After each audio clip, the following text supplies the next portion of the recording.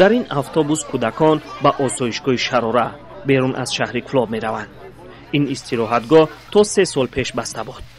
ҳукумати Кӯлоб онро бозсозӣ ва дубора фаъол кард.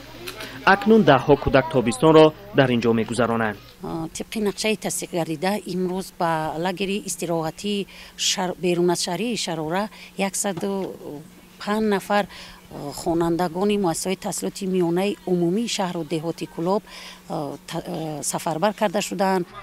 اما چنین استراحت به هر کودک نصیب نمی شود. ساکنان دهات میگویند تعطیلی تابستانه کودکان آنها هر گونه سپری می شود.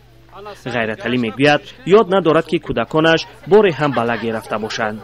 لاگر استراحت های که جو شرایط باشه که میره لاگر نیست و خیامون هیل از زندگی را پیش میبریم اگه جو لاگر میریم. این در حالی است که اکثر مکتب‌های میانه کشور به نام لاگرها تشکیل میکنند. بعدی پایان درس‌ها تا 10 روز کودکان در صنفخانه‌ها استراحت میکنند. این استراحت در مکتب‌ها تا نصف روزی ادامه می‌یابد.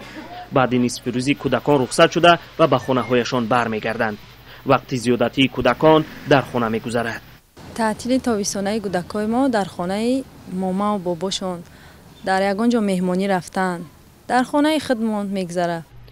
استراحت تابستانه کودکان در آسایشگاه‌ها یکی دیگر از میراث‌های زمان شوروی است. چون این استراحت آن وقت رایگان بود. اکنون تنها آنهای بچه‌های خود را به لاگر می‌فرستند که توانشان را دارند. زیرا خرج چنین استراحت به گفته ساکنان در 12 روز از 60 تا 500 سومانی است. فرزندان آنهایی که چنین امکانیت را ندارند در خانه یا لب دریاها با آببازی سپری می‌شوند.